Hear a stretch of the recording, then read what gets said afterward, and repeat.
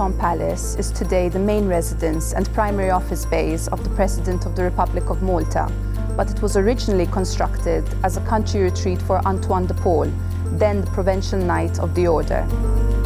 When it was built at the beginning of the 17th century, a handful of rooms at the Piano Nobile stood above the stables and servants' quarters at the ground floor, surrounded by beautiful gardens.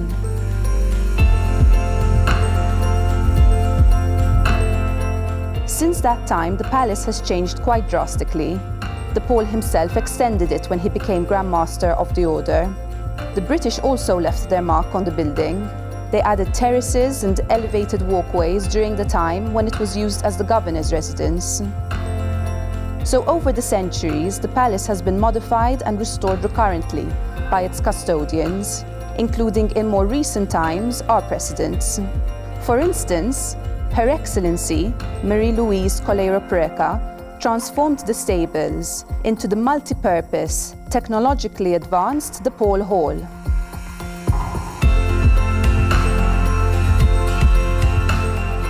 She also restored the first floor to its intended use as a piano nobile, moving the offices downstairs.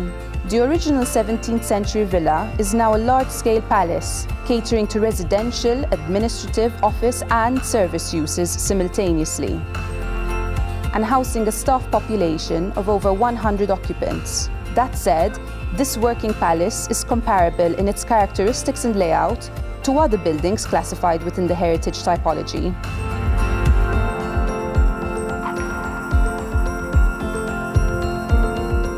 It features a variety of elements that are in line with the vernacular style of building, that are conducive to improving comfort.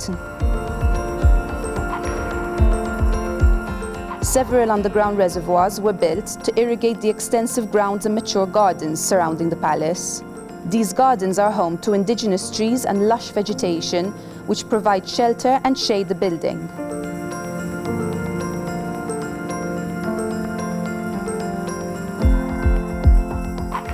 The palace features two of perhaps the most typical element of Maltese heritage architecture, the central courtyard, which maximizes natural light in the rooms which overlook them.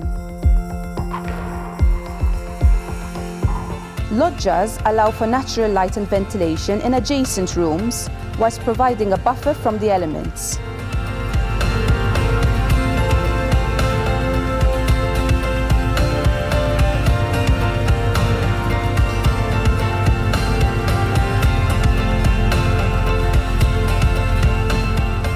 The thick external walls are packed with rubble, providing thermal mass and insulation.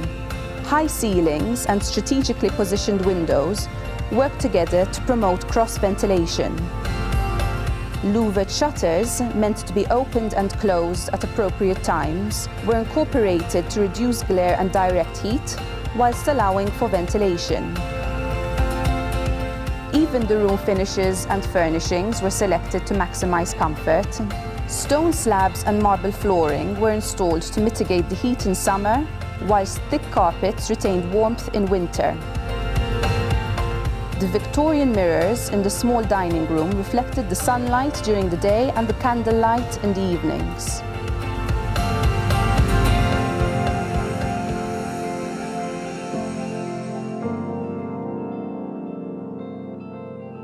These are all examples of what I term PEDs, passive environmental design strategies. PEDs are inherent to heritage buildings, incorporated to address the local climate and context. Because of these PEDs, the Sustainable Regeneration of Built Heritage Initiative attributes the value of Maltese vernacular architecture not solely to its historic and cultural worth, but also to its potential for providing occupant comfort. The PEDs allow for a comfortable internal environment without the need to immediately resort to air conditioning or artificial lighting, and this, in turn, reduces energy demand. The overarching aim of the SRBH initiative is to bring awareness to the role of heritage architecture in achieving long-term energy savings through sustainable regeneration. St. Anton Palace was selected as a pilot case study for this project. The palace is comparable to other heritage buildings in its architectural features and configuration. On the other hand, it is such a complex entity and is of such high value that it allows us to anticipate issues we may face when intervening in practically any other heritage building. We have assessed occupant perceptions and expectations, how the staff modify their working environment and adapt to the building by, for instance, working in the loggia. We have taken note of the invaluable artifacts and the high security of the palace.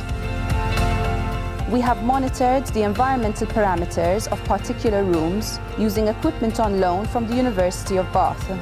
We have encapsulated the contributions of several key stakeholders who have all supported the project from its inception.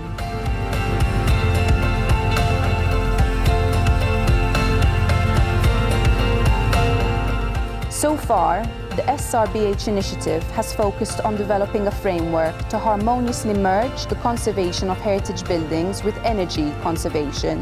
But we hope to achieve so much more through the SRBH platform. If we are successful in doing this, we will be playing a small role in safeguarding Malta's architectural legacy and keeping buildings like St. Anton Palace alive and with us for centuries to come.